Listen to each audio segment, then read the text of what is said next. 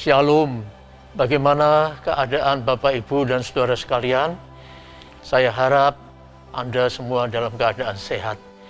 Mari kita akan merenungkan tentang, hai maut, di manakah sengatmu? Nah, saudara, kematian adalah suatu fakta yang tak dapat dihindari. Dia melekat pada kehidupan ini. Siapa saja yang hidup pasti akan mati. Kecuali Henokh dalam Ibrani 11 ayat 5 dan Elia dalam 2 Raja-Raja 2 ayat 11 Anda bisa baca. Yesus sendiri harus mati demi menaati kehendak Allah. Tapi pada hari ketiga Yesus bangkit. Kebangkitan Yesus adalah tanda bahwa maut dan kematian telah dikalahkan. Itu sebabnya Paulus berkata dalam 1 Korintus 15 ayat 55, hai maut, di manakah kemenanganmu? Hai maut, di manakah sengatmu? Tapi kenyataannya maut dan kematian tetap ada. Inilah fakta yang tak terbantahkan. Bagaimana iman Kristen menyikapi maut dan kematian sebagai fakta yang ada?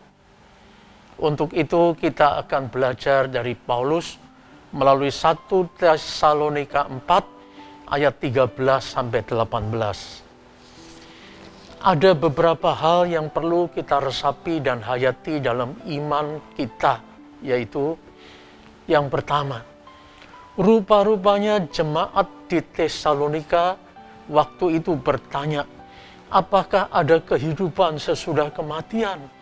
Dan bagaimana wujud keberadaannya? Bukankah itu juga pertanyaan kita saat ini?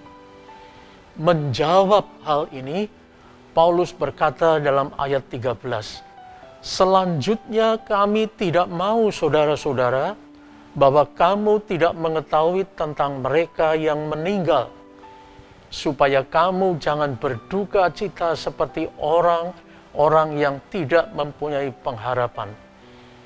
Dalam hal ini, Paulus ingin berkata bahwa mereka yang sudah mati sebelum kedatangan Kristus tidak hilang dan tidak raib dimakan oleh bumi atau api. Mereka juga tidak hilang begitu saja tanpa makna dan tanpa bekas. Mereka tetap ada.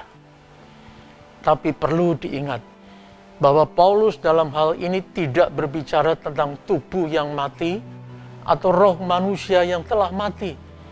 Tapi Paulus ingin menekankan bahwa yang telah mati itu tetap ada, tidak raib. Kehidupan ini tidak habis atau tidak berhenti karena kematian. Sebab kita mempunyai pengharapan dalam Kristus yang menang atas kematian. Yang kedua, Paulus mengajak jemaat Tesalonika untuk memandang kepada kematian dan kebangkitan kembali Yesus dari antara orang mati. Poin ini menjadi dasar pijak yang kuat untuk memahami maut dan kematian. Sehingga Paulus lalu berkata dalam ayat 14, karena jikalau kita percaya bahwa Yesus telah mati dan telah bangkit, maka kita percaya juga bahwa mereka yang telah meninggal dalam Yesus akan dikumpulkan oleh Allah bersama-sama dengan Dia. Perhatikanlah, dalam ayat ini Paulus tidak menyebutkan bagaimana cara matinya seseorang dan apakah jenazahnya dikuburkan atau dikremasi. Bahkan bisa juga jenazahnya tenggelam di laut. Ada pula yang hancur berserakan karena bom. Tapi yang penting bahwa mereka yang meninggal dalam imannya kepada Yesus, tentu Allah akan mengumpulkan mereka bersama Yesus. Di mana itu? Tentu di rumah Bapa di sorga. Oleh sebab itu, kematian bukan sesuatu yang harus ditakuti, Dan tidak usah lagi dipersoalkan apakah dikubur atau dikremasi. Karena kematian adalah langkah untuk bersatu dengan Yesus Sang Penebus di sorga. Karena Yesus pergi ke rumah Bapa menyediakan tempat bagi orang percaya. Yohanes 14 ayat 3, termasuk Anda dan saya. Yang ketiga, selanjutnya Paulus berbicara dalam ayat 16 tentang parousia, yaitu kedatangan kembali Yesus sebagai Tuhan. Sebab pada waktu tanda diberi, yaitu pada waktu penghulu malaikat berseru, dan sangkakala Allah berbunyi, maka Tuhan sendiri akan turun dari sorga, dan mereka yang mati dalam Kristus akan lebih dahulu bangkit. Dalam ayat ini, Paulus berbicara dalam bahasa simbolis.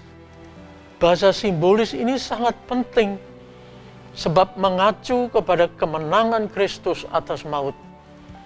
Dengan kemenangan itu, maka kita pun akan diangkat masuk dalam kemenangan. Maka kita akan menang atas maut karena Kristus.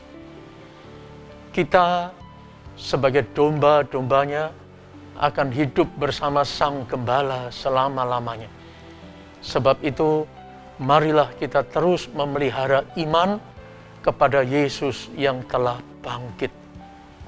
Dan biarlah kita hidup sebagai orang-orang yang berpengharapan dan jangan mau dilumpuhkan karena ketakutan terhadap ancaman kematian di tengah pandemi COVID-19 ini.